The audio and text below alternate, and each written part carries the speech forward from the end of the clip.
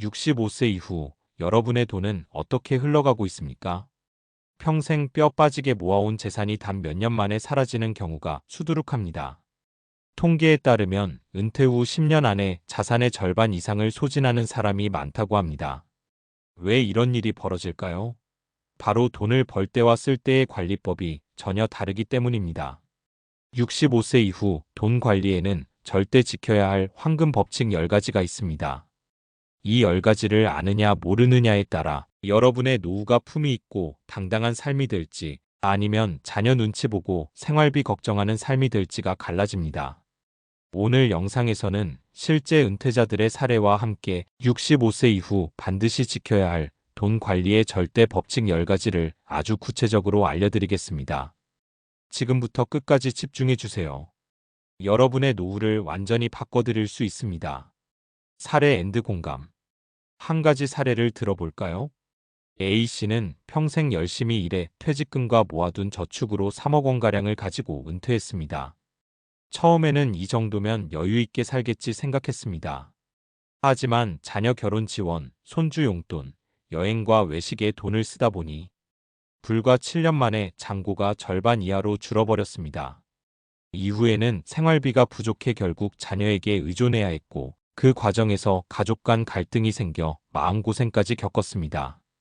반면 B씨는 조금 달랐습니다. 퇴직 전부터 생활비와 여유 자금을 철저히 나누고 고정비는 무조건 줄인다는 원칙으로 보험, 통신비, 관리비를 조정했습니다. 또 자녀 지원은 처음부터 선을 긋고 본인 노후를 최우선으로 삼았습니다. 그 결과 은퇴 후 15년이 지나도 자산이 안정적으로 유지되고 여행도 다니고 건강관리에도 투자하며 당당한 노후를 보내고 있습니다. 여러분, 혹시 이런 생각 해보신 적 있지 않으신가요? 내가 지금 쓰는 돈이 혹시 너무 빠른 건 아닐까? 10년, 20년 후에도 이 돈이 버틸 수 있을까? 사실 은퇴 이후의 돈 관리는 단순히 얼마를 모았느냐가 아니라 어떻게 지키고 어떻게 나누어 쓰느냐에 달려 있습니다. 많은 분들이 이 점을 놓치기 때문에 은퇴 후 몇 년 만에 돈이 사라지는 불행을 겪게 되는 겁니다. 이제부터 말씀드릴 10가지 절대 법칙은 이런 실패를 막고 여러분의 노후를 지켜주는 안전장치가 될 것입니다. 65세 이후 돈 관리 절대 법칙 10가지. 1. 지출 관리. 고정비부터 줄여라. 노후 돈 관리의 첫 번째 절대 법칙은 바로 고정비부터 줄여라입니다. 고정비란 매달 빠져나가는 보험료, 통신비, 관리비, 각종 구독료 같은 비용을 말합니다. 예를 들어 통신비만 해도 1인당 월 10만 원씩 지출하면 1년이면 120만 원, 10년이면 무려 1,200만 원입니다. 노후 생활에서 이런 고정비는 눈에 보이지 않는 지출에 덫이 되어 자산을 갉아먹습니다. B씨 사례를 다시 볼까요? B씨는 은퇴 직전 불필요한 보험을 정리하고 통신요금제를 낮추며 아파트 관리비 절약을 위해 에너지 절감 습관을 만들었습니다. 그 결과 매달 30만 원 이상을 절약했고 1년에 360만 원, 10년이면 3,600만 원을 지켰습니다. 이 돈은 결국 노후 생활의 안전망이 되어 주었습니다. 여러분도 지금 한번 점검해 보세요. 혹시 필요 없는 보험은 없는지, 통신비가 과도하지는 않은지, 자동 결제되는 각종 구독 서비스가 방치되어 있지는 않은지 말입니다. 돈 관리의 핵심은 큰 돈을 버는 것이 아니라 작은 돈이 새어나가는 구멍을 막는 것입니다. 65세 이후 돈 관리의 첫걸음은 바로 이 고정비 점검에서 시작됩니다. 2. 자녀 지원. 무조건 끊어라. 노후 돈 관리의 두 번째 절대 법칙은 바로 자녀 지원은 무조건 끊어라입니다. 은퇴 후 재정이 무너지는 가장 큰 이유 중 하나가 바로 끝없는 자녀 지원입니다. 결혼자금, 전세보증금, 손주 양육비, 심지어는 생활비까지 부모로서 마지막 도와줘야지라는 마음으로 내어주다 보면 정작 본인의 노후는 송두리째 흔들리게 됩니다. 실제로 은퇴자, 가계 파산 사례를 보면 절반 이상이 자녀 결혼주택 지원으로 인해 생긴 과도한 지출이 원인입니다. 그런데 문제는 자녀는 그 도움을 당연하게 여기고 부모는 뒤늦게 경제적 불안을 떠안는다는 점이죠. B씨는 이렇게 말했습니다. 내 노후를 내가 책임져야 하는 것처럼 자식 인생은 자식이 책임져야 한다. 내가 가진 돈은 나를 위해 쓰는 것이지 자식에게 물려주려고 고생하는 것이 아니다. 이 말이 정답입니다.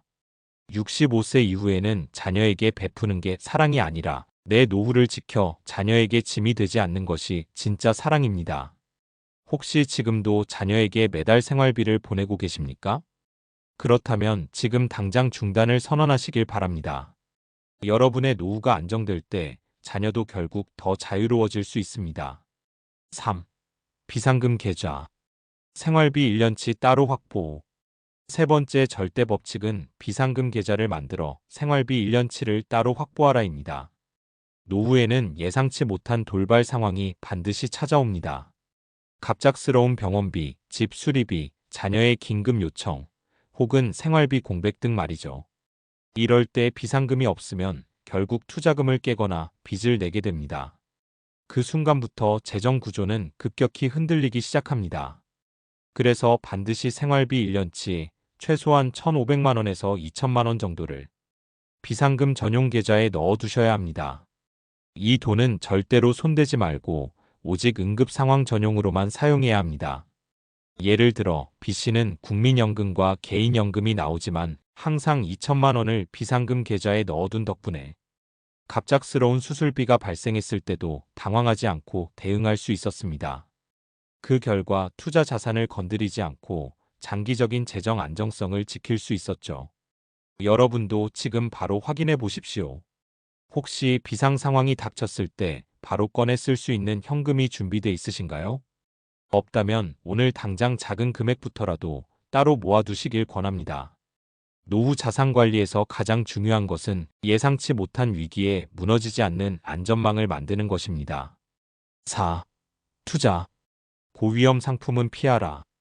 네 번째 절대 법칙은 바로 투자, 고위험 상품은 피하라입니다. 65세 이후에 돈 관리는 불리는 것이 아니라 지키는 것이 핵심입니다.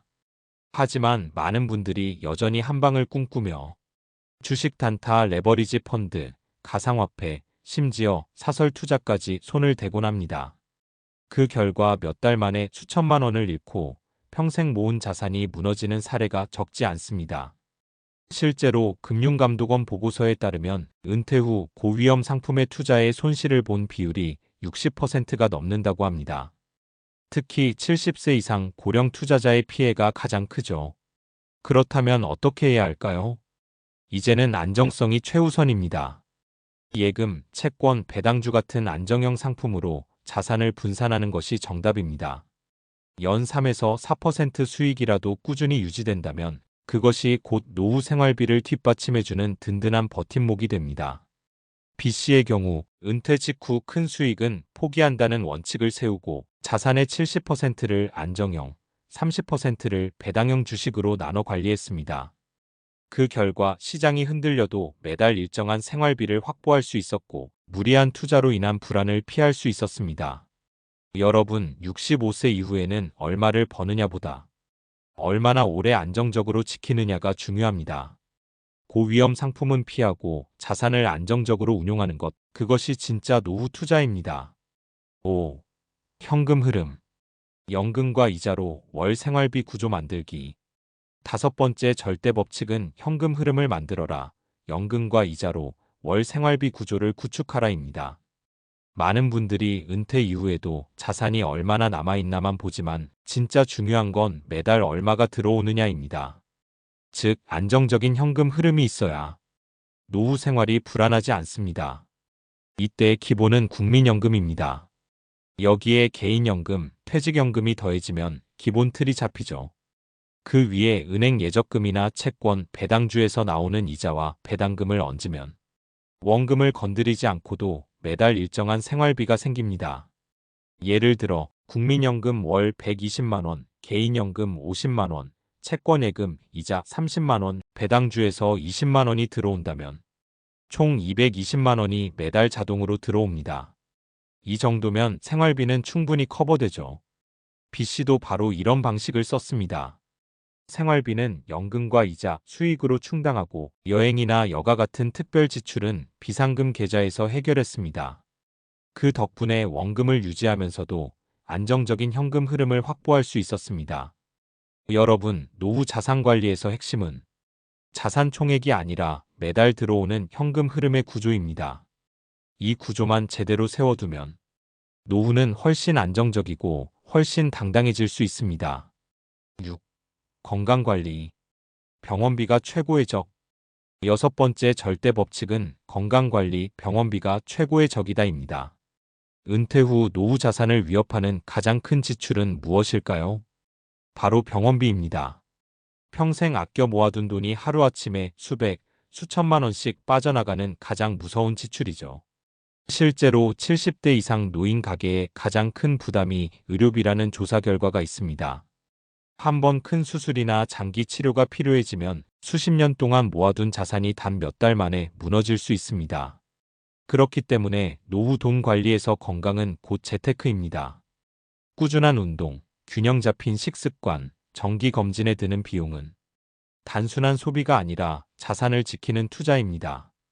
B씨는 매일 30분 걷기 운동을 하고 정기적으로 건강검진을 받으면서 작은 병을 초기에 치료했습니다. 그 결과 큰 수술비 지출을 피할 수 있었고 자산도 안정적으로 지켜낼 수 있었습니다. 여러분, 돈은 건강을 따라간다는 말이 있습니다. 아무리 많은 재산이 있어도 건강을 잃으면 지출이 눈덩이처럼 불어나고 남은 돈은 순식간에 줄어듭니다. 노후 자산을 지키는 가장 확실한 방법은 오늘부터 스스로의 건강에 투자하는 것입니다. 건강 관리야말로 최고의 재무 전략입니다. 7. 부채 관리. 빚 없는 노후. 일곱 번째 절대 법칙은 부채 관리, 빚 없는 노후를 만들어라입니다. 여러분, 은퇴 후 가장 위험한 재정적 짐이 뭔지 아십니까? 바로 빚입니다.